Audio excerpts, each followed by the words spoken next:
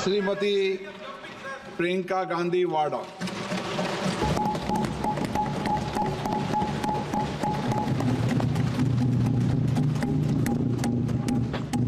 नमस्कार। माननीय अध्यक्ष महोदय जी, आज आपने मुझे इस सभा में बोलने का मौका दिया, इसके लिए मैं आपकी बहुत बहुत आभारी हूँ। सबसे पहले जो सुरक्षाकर्मी, जो जवान अफसर 13 दिसंबर को संसद की सुरक्षा के लिए शहीद हुए, उनके प्रति मैं श्रद्धांजलि व्यक्त करना चाहती हूँ। महोदय, हजारों साल पुरानी हमारी देश की, धर्म की एक पुरानी परंपरा रही है। ये परंपरा संवाद, चर्चा की रही है। एक गौरवशाली परंपरा है जो दर्शन ग्रंथों में, वेदों में, उपनिषदों में दिखती है। वाद विवाद और संवाद की हमारी पुरानी संस्कृति है। अलग अलग धर्मों में भी, इस्लाम में, सूफियों में, बौद्ध धर्म में, जैन धर्म में, सिख धर्म में भी ये वाद संवाद, ये चर्चा बहस, इसकी संस्कृति रही है। इसी परंपरा से उभरा हमारा स्वतंत्रता संग्राम। हमारा स्वतंत्रता संग्राम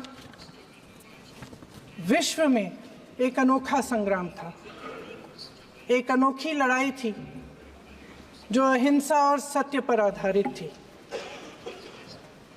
ये वाद संवाद की जो परंपरा है, इसको इस संग्राम ने आगे कैसे बढ़ाया? क्योंकि ये जो संग्राम था, ये जो लड़ाई थी हमारी आज़ादी के लिए, एक बेहद लोकतांत्रिक लड़ाई थी।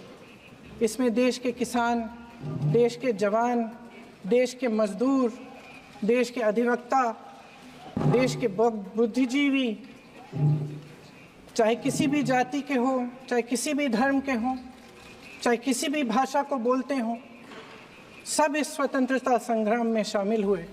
सब ने हमारे देश की आज़ादी की लड़ाई लड़ी।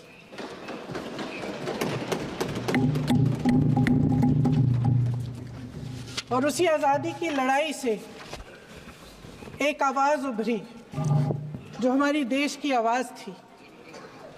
वो आवाज़ ही आज हमारा संविधान है। साहस की आवाज़ थी, हमारी आज़ादी की आवाज़ थी, और उसी की गूंज ने हमारे संविधान को लिखा और बनाया।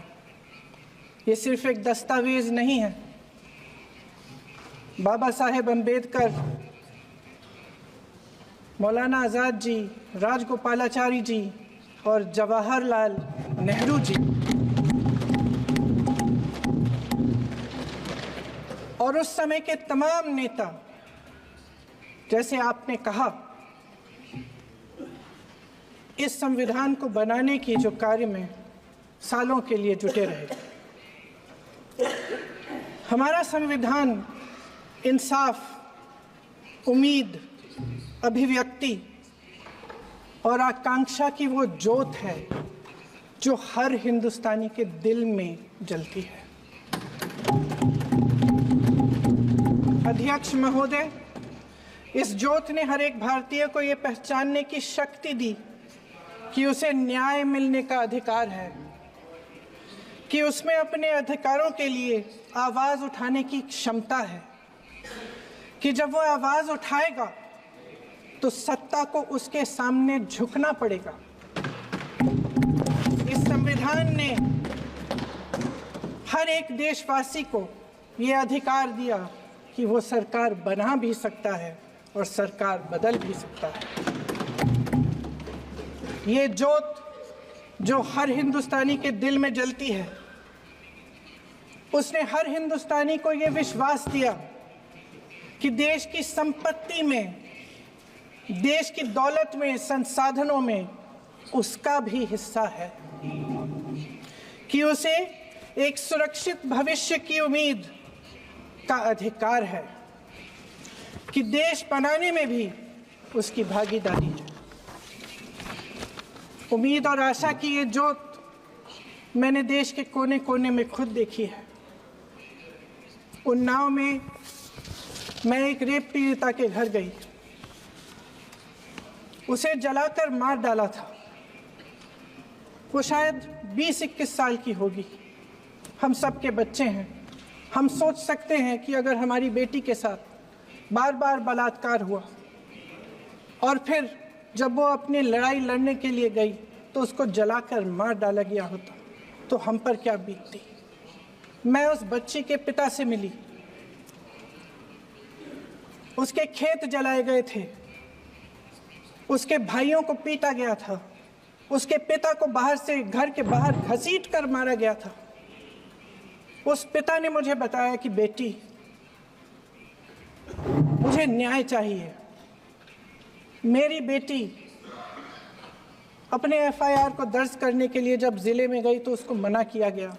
अगले जिले में जाना पड़ा उसे।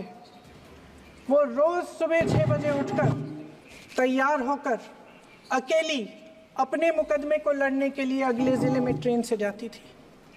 उसके पिता ने मुझे कहा कि मैंने उससे कहा, बेटी अकेले मत जाओ, छोड़ दो ये लड़ाई। लेकिन उसकी बेटी ने उसको जवाब दिया कि नहीं पिताजी, मैं अकेली जाऊंगी, मैं लड़ूंगी, ये मेरी लड़ाई है, मैं इसको लड़ूंगी।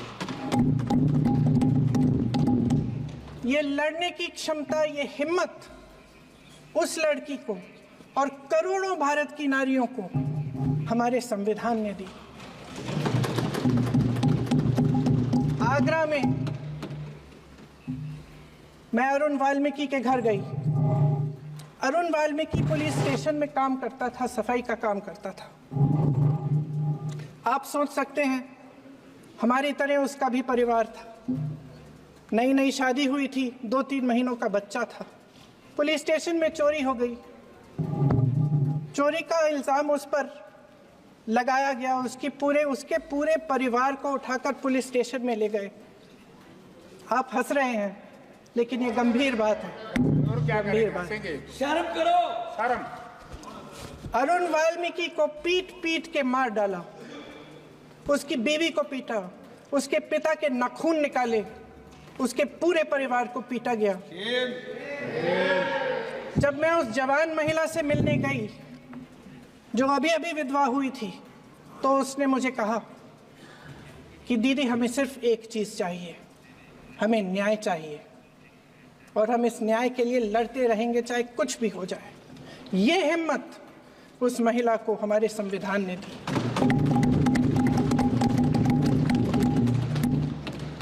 संभल के कुछ लोग आए थे हमसे मिलने जो मृतकों के परिवार के सदस्य थे।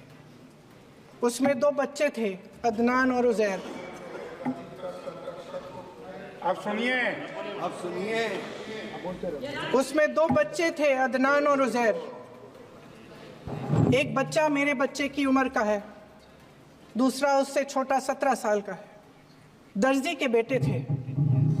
दर्जी का एक ही सपना था कि वो अपने बेटों को पढ़ाएगा, लिखाएगा। एक बेटा डॉक्टर बनेगा, एक बेटा भी सफल होगा दूसरा बेटा भी अपने जीवन में सफल होगा। उनके पिताजी हर रोज उनको स्कूल छोड़ते थे। उस दिन भी स्कूल छोड़ने के बाद अपनी दुकान में चले गए। उन्हें पता नहीं था कि विवाद हो रहा है। उन्होंने भीड़ देखी, घर आने की कोशिश की तो पुलिस ने गोली से मार डाला। वो 17 साल का बच्चा अदनान मुझसे कहता है, वो 17 साल का बच्चा अदनान मुझसे कहता है कि मैं बड़ा होकर डॉक्टर बन के दिखाऊंगा, मैं अपने पिता का सपना साकार करूंगा। ये सपना, ये आशा उसके दिल में हमारे संविधान ने डाली। अध्यक्ष महोदय, हमारे देश के करोड़ों देशवासियों के संघर्ष में, अपने अधिकारों की पहचान में, इनकी कठिन से कठिन परिस्थितियों से लड़ने की अपार हिम्मत में और देश से न्याय की अपेक्षा में हमारे संविधान की ज्योत जल रही है। मैंने हमारे संविधान की ज्योत को जलते हुए देखा है और इसके साथ साथ ये भी समझा है कि हमारा संविधान एक सुरक्षा कवच है। एक ऐसा सुरक्षा कवच है जो देशवासियों को सुरक्षित रखता है, न्याय का कवच है, एकता का कवच है और अभिव्यक्ति की आज़ादी का कवच है। दुख की बात यह है कि मेरे सत्ता पक्ष के साथी जो बहुत बड़ी बड़ी बातें करते हैं, इन्होंने इन 10 सालों में ये सुरक्षा कवच, सत्ता पक्ष के मेरे साथियों ने ये सुरक्षा कवच तोड़ने का पूरा प्रयास किया है। संविधान में सामाजिक, आर्थिक और राजनीतिक न्याय का वादा है। ये वादा एक सुरक्षा कवच है जिसको तोड़ने का काम शुरू हो चुका है। लैटरल एंट्री और निजीकरण के जरिए ये सरकार आरक्षण को कमजोर करने का काम कर रही है। अगर लोकसभा में ये नतीजे नहीं आए होते तो ये संविधान बदलने का काम भी शुरू कर लेते। सच्चाई ये है अध्यक्ष महोदय कि आज संविधान बार बार इसलिए कह रहे हैं क्योंकि इस चुनाव में इनको पता चल गया कि इस देश की जनता ही इस संविधान को सुरक्षित रखेगी, कि इस चुनाव में हारते जीतने से इन्हें एहसास हुआ कि ये संविधान बदलने की बात इस देश में नहीं चलेगी। आज जनता की मांग है कि जाति जनगणना हो। सत्ता पक्ष के मेरे साथी ने इसका जिक्र किया। ये जिक्र भी आज इसलिए हो रहा है क्योंकि चुनाव में ये नतीजे आए। ये जाति जनगणना इसलिए जरूरी है ताकि हमें पता चले कि किसकी क्या स्थिति है और नीतियां उस हिसाब से बने। इनकी गंभीरता का प्रमाण ये है कि जब चुनाव में पूरे विपक्ष ने जोरदार आवाज उठाई कि ये जाति जनगणना होनी चाहिए, तो इनका जवाब देखिए। इनका जवाब भैंस भाग भैंस चुरा लेंगे, मंगलसूत्र चुरा लेंगे, इनका ये जवाब था। ये गंभीरता है इनकी जाति जनगणना पर। महोदय, हमारे संविधान ने आर्थिक न्याय की नींव डाली, किसानों, गरीबों और को जमीन बांटी, भूमि सुधार किया, जिसका नाम लेने से कभी कभी आप झिझकते हैं और कभी कभी उनका नाम धड़ाधड़ इस्तेमाल किया जाता है अपने आप को बचाने के लिए। उन्होंने HAL, BHEL, SAIL, GAIL, ONGC, NTPC, railways, IIT, IIM, oil refineries, तमाम PSU बनाए। अध्यक्ष महोदय, उनका नाम पुस्तकों से मिटाया जा सकता है, उनका नाम भाषणों से मिटाया जा सकता है, लेकिन जो उनकी भूमिका रही इस देश की आज़ादी के लिए और इस देश के निर्माण के लिए, वो इस देश में से कभी मिटाया नहीं जा सकता। 75 सालों में जनता का भरोसा रहा कि नीतियां बनेंगी तो जनता की भलाई के लिए बनेंगी। जल जंगल जमीन का अधिकार मिला आदिवासी भाई बहनों को। इंदिरा जी ने बैंकों का राष्ट्रीयकरण करवाया, खदानों का राष्ट्रीयकरण कराया। कांग्रेस और यूपीए की सरकारों में शिक्षा का, भोजन का अधिकार मिला। 75 सालों में जनता का भरोसा मिला। पहले संसद चलती थी तो जनता की उम्मीद होती थी कि सरकार महंगाई और बेरोजगारी पर चर्चा करेगी, कोई उपाय निकालेगी, कोई रास्ता निकालेगी। लोग मानते थे कि अगर कोई नई आर्थिक नीति बनेगी तो देश की अर्थव्यवस्था को मजबूत बनाने के लिए बनेगी, तो भारतीय बाजार को मजबूत बनाने के लिए बनेगी, उनके भविष्य को मजबूत बनाने के लिए बनेगी। किसान और आदिवासी भाई बहन भरोसा करते थे कि यदि जमीन के कानून में संशोधन होगा तो उन्हीं की भलाई के लिए होगा। आप नारी शक्ति की बात करते हैं, आज चुनाव की वजह से शायद इतनी बातचीत हो रही है नारी शक्ति के बारे में, क्योंकि हमारे संविधान ने महिलाओं को ये अधिकार दिया, उनकी शक्ति को परिवर्तित किया वोट में। और आज आपको पहचानना पड़ रहा है कि महिलाओं के बिना, कि नारी शक्ति के बिना ये सरकारें नहीं बन सकती हैं।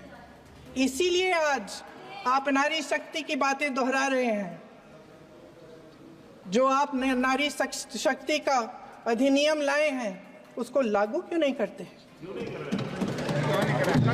वो 10 साल बाद लागू क्यों होगा? क्या आज की नारी 10 साल इंतजार करेगी उसके लागू करने के लिए? क्या बात है, क्या बात है।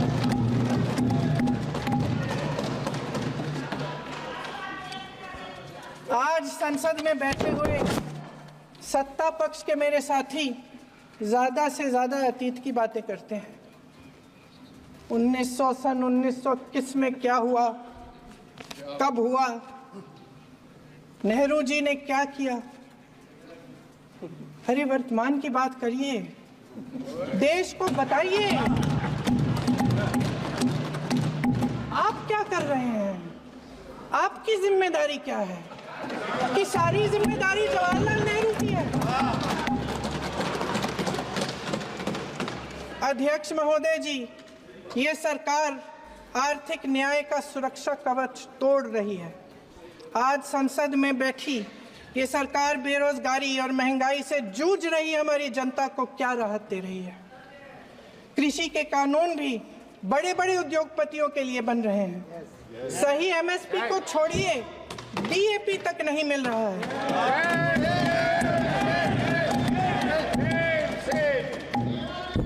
वायनाड से लेकर ललितपुर तक इस देश का किसान रो रहा है। आपदा आती है तो उसको कोई राहत नहीं मिलती। भगवान भरोसे है आज इस देश का किसान, उसको छोड़ दिया गया है। आज हिमाचल में देखिए, जितने भी कानून बने हैं वो सब बड़े बड़े उद्योगपतियों के लिए बन रहे हैं। हिमाचल में जो सेब उगता था उसके जो छोटे छोटे किसान हैं वह रो रहे हैं, क्योंकि एक व्यक्ति के लिए सब कुछ बदला जा रहा है। सुनने की हिम्मत रखो। मैं अध्यक्ष महोदय जी, अध्यक्ष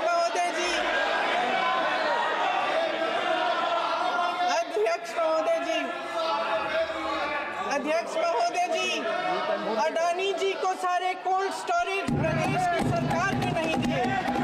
अडानी जी को सारे कोल्ड स्टोरेज आपकी सरकार ने दिए। देश देख रहा है कि एक व्यक्ति को बचाने के लिए 142 करोड़ देश की जनता को नकारा जा रहा है। सारे बिजनेस, सारे संसाधन, सारी दौलत, सारे मौके एक ही व्यक्ति को सौंपे जा रहे हैं। सारे बंदरगाह, एयरपोर्ट्स, सड़कें, रेलवे का काम, कारखाने, खदानें, सरकारी कंपनियां सिर्फ एक व्यक्ति को दी जा रही है। जनता के मन में हमेशा ये विश्वास होता था कि अगर कुछ नहीं है तो संविधान हमारी सुरक्षा करेगा, मगर आज आम लोगों के बीच ये धारणा बनती चली जा रही है कि सरकार सिर्फ अडानी जी के मुनाफे के लिए चल रही है। देश में बहुत तेजी से गैर बराबरी बढ़ रही है। जो गरीब है वो और गरीब हो रहा है, जो अमीर है वो और अमीर हो रहा है। इस सरकार ने आर्थिक न्याय की भी सुरक्षा कवच तोड़ दिया है। राजनीतिक न्याय की जब बात होती है, मेरे सत्ता पक्ष के साथी आज खड़े हुए और तमाम गिनती करने लग गए कि ऐसा हुआ वैसा हुआ 1975 में जो हुआ, तो सीख लीजिए ना आप भी। सीख लीजिए, आप भी अपनी गलतियों के लिए माफी मांग लीजिए, आप भी बैलेट पे चुनाव कर लीजिए, आप भी बैलेट पे चुनाव कर लीजिए, दूध का दूध पानी का पानी हो जाएगा। आप राजनीतिक न्याय की बात करते हैं, सरकारों को पैसों के बल पर गिरा देते हैं।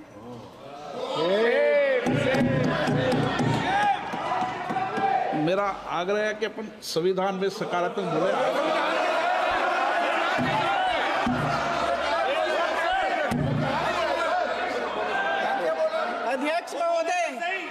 अध्यक्ष महोदय, सत्ता पक्ष के हमारे साथी ने एक उदाहरण दिया उत्तर प्रदेश की सरकार का, तो मैं भी एक उदाहरण दे देती हूँ महाराष्ट्र की सरकार का, मैं भी एक उदाहरण दे देती हूँ हिमाचल की सरकार को तोड़ने की कोशिश किसने की, पैसों के बल पे की, गोवा की सरकार, तमाम उदाहरण है। राजस्थान की क्या ये सरकारें जनता ने नहीं चुनी थी? क्या संविधान इन पर लागू नहीं था? पूरी देश की जनता जानती है कि इनका हंसती है, जानती है कि इनके यहाँ तो वॉशिंग मशीन है।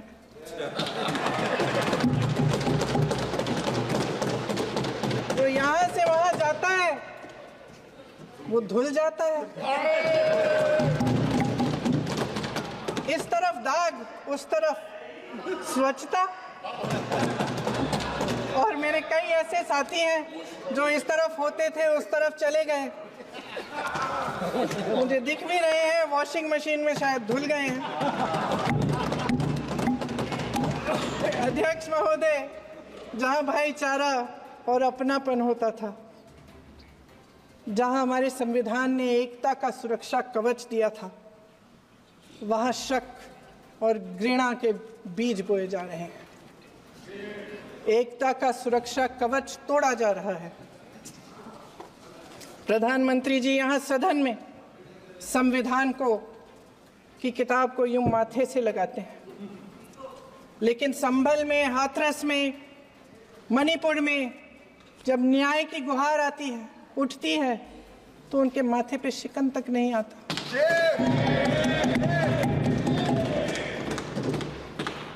शायद समझ नहीं पाए हैं कि भारत का संविधान संघ का विधान नहीं है।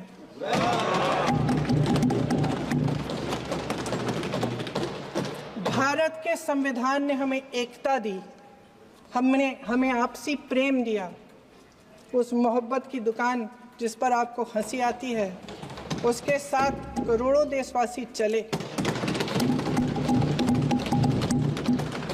करोड़ों देशवासियों के दिल में एक दूसरे के लिए प्रेम है, घृणा नहीं है।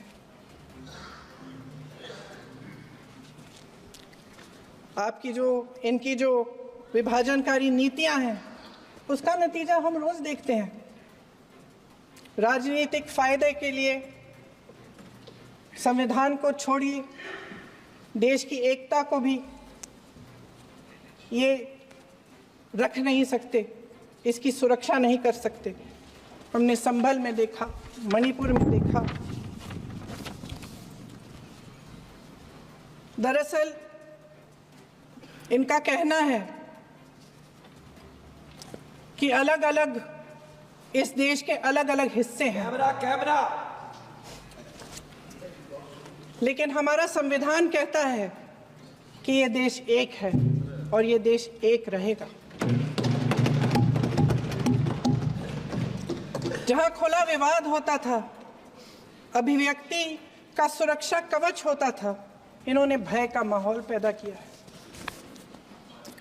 सत्ता पक्ष के मेरे साथी अक्सर 75 सालों की बात करते हैं, लेकिन इन 75 सालों में ये उम्मीद, आशा, ये अभिव्यक्ति की ज्योति कभी थमी नहीं, कभी बुझी नहीं। इस देश की जनता ने खुलकर आलोचना की, निडर होकर धरने किए, प्रदर्शन किए। जब जब जनता नाराज हुई, तब तब सत्ता को ललकारा, उसे चेतावनी दी, बड़े से बड़े नेताओं को कटघरे में खड़ा किया, उनसे जवाब मांगा, न्याय मांगा। इस देश के छोटे छोटे से नुक्कड़ की दुकानों में, चाय की दुकानों में, इस देश के घरों में, गलियों में, मोहल्लों में, अखबारों में, प्रकाशन घरों में, न्यायपालिकाओं में चर्चा कभी बंद नहीं हुई। लेकिन आज ये माहौल नहीं है। आज जनता को सच बोलने से डराया जाता है, धमकाया जाता है। पत्रकार हो या विपक्ष का नेता हो या किसी यूनिवर्सिटी का प्रोफेसर हो, छात्र संघ हो या कर्मचारियों का संगठन हो, सबका मुंह बंद कराया जाता है। किसी पे ईडी, किसी पे सीबीआई, किसी पे इनकम टैक्स, फर्जी मुकदमे लगवाए जाते हैं, जेल में डाल दिया जाता है, विपक्षी नेताओं को जेल में डाल दिया जाता है, उनको सताया जाता है। किसी को नहीं छोड़ा इस सरकार ने। देशद्रोही कह के उत्तर प्रदेश में मुझे याद है कुछ अध्यापिकाएं प्रदर्शन कर रही थी, उन पर मुकदमा डाल दिया देशद्रोही का, उन्हें देशद्रोही कह दिया। इन्होंने देश का पूरा माहौल भय से भर दिया है। इनकी मीडिया की मशीन झूठ फैलाती है, तरह तरह के आरोप लगाती है, और शायद वह भी भय में ही है। महोदय, मैं इस सदन को याद दिलाना चाहती हूँ कि ऐसा डर का माहौल देश में अंग्रेजों के राज में था। जब इस तरफ बैठे हुए गांधी की विचारधारा वाले लोग आज़ादी की लड़ाई लड़ रहे थे और उस तरफ वाली विचारधारा वाले लोग भय में रहकर अंग्रेजों के साथ साठ-गांठ कर रहे थे। लेकिन अध्यक्ष महोदय, भय का भी अपना स्वभाव होता है। भय फैलाने वाले हमेशा भय का खुद शिकार बन जाते हैं। ये प्रकृति का नियम है। आज इनकी भी यही हालत हो गई है। भय फैलाने के इतने आदी हो गए हैं कि खुद भय में रहने वाले हैं, चर्चा से डरते हैं, आलोचना से घबराते हैं। कई दिनों से हम मांग रहे हैं कि चर्चा करिए, लेकिन चर्चा करने की हिम्मत ही नहीं है।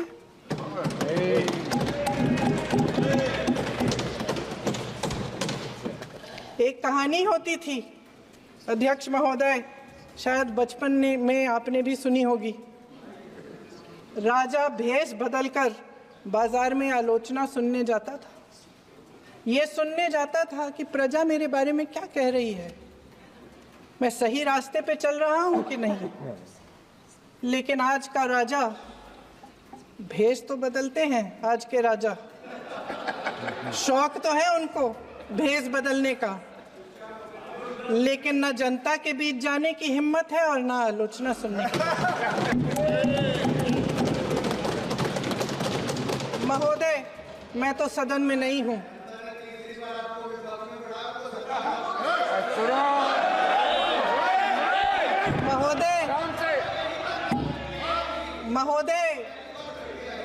महोदय, जनता में बहुत विवेक है, ये सही है।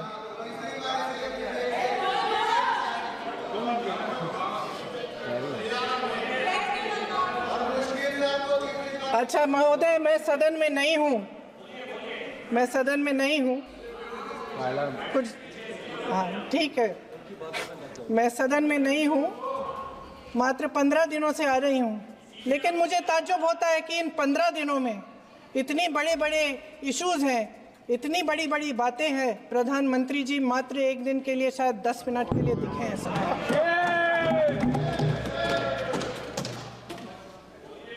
बात यह है अध्यक्ष महोदय जी कि ये देश भय से नहीं, साहस और संघर्ष से बना है। इसको बनाने वाले देश के किसान, जवान, देश के करोड़ों मजदूर और गरीब जनता है। संविधान इनको साहस देता है। मेहनती मिडिल क्लास है और इस देश के जो करोड़ों देशवासी हैं जो रोजाना भयंकर परिस्थितियों का सामना करते हैं, उनको साहस देता है। वायनाड में जो आपदा आई, उसमें एक छोटा लड़का था 17 साल का। 6 घंटों के लिए उसने अपनी माँ को बचाने की कोशिश की।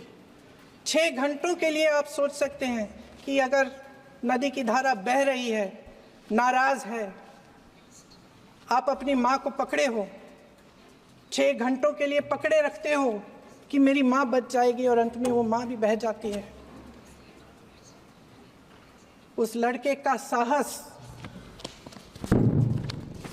उन महिलाओं का साहस जो पीड़ित हैं लेकिन फिर भी अपनी लड़ाई लड़ रहे हैं, उन संभल के बच्चों का साहस जिनके पिताजी अभी अभी गुजर गए लेकिन फिर भी उनके सपनों को साकार करने की हिम्मत है, उनका साहस है, वो साहस इस संविधान ने दिया है।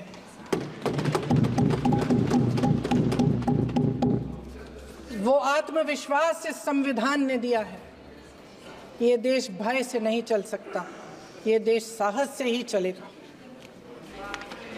भय की भी सीमा होती है और जब वो सीमा पार हो जाती है, जब किसी को इतना दबाया जाता है कि उसको लगने लगता है कि अब मेरे पास खोने के लिए कुछ नहीं है, तब उसमें एक ऐसी शक्ति पैदा होती है जिसके सामने कोई कायर खड़ा नहीं हो सकता।